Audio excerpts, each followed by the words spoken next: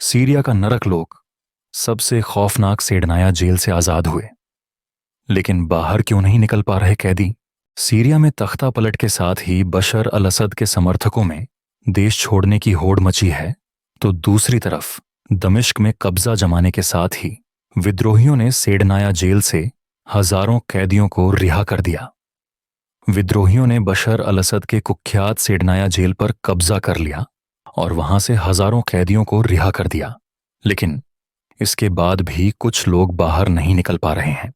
विद्रोहियों के सीरिया पर कब्जे के साथ ही देश के जेलों में बंद लोगों को आजाद कर दिया है, लेकिन यहां की सबसे खौफनाक सेडनाया जेल में बंद ज्यादातर कैदी अब भी बाहर नहीं निकाले जा सके हैं।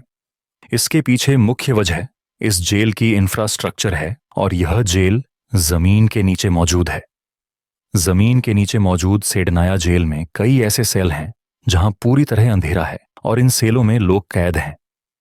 इन सेलों में इलेक्ट्रॉनिक दरवाजे और लॉक लगे हैं जिनके कोड लोगों को नहीं पता है, और इस वजह से लोग बाहर नहीं आ पा रहे हैं।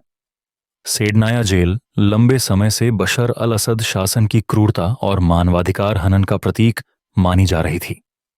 सेडनाया जेल को असद सरकार के राजनीतिक विरोधियों और विद्रोहियों को यातना देने के लिए जानी जाती है। सीरिया की सेडनाया जेल इतनी खतरनाक है कि इसे डेथ कैंप भी कहा जाता है।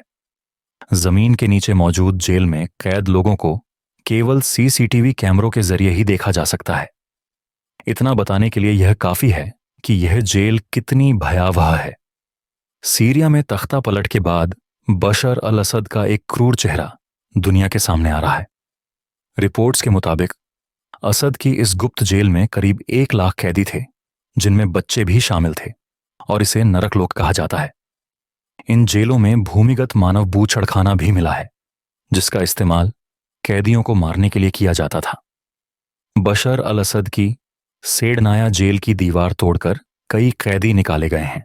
हालांकि इस जेल से रिहा हुए कैदियों की संख्या और पहचान के बारे में अभी तक कोई आधिकारिक जानकारी नहीं मिली है, लेकिन ये अनुमान है कि इनमें कई राजनीतिक बंदी भी शामिल हो सकते हैं।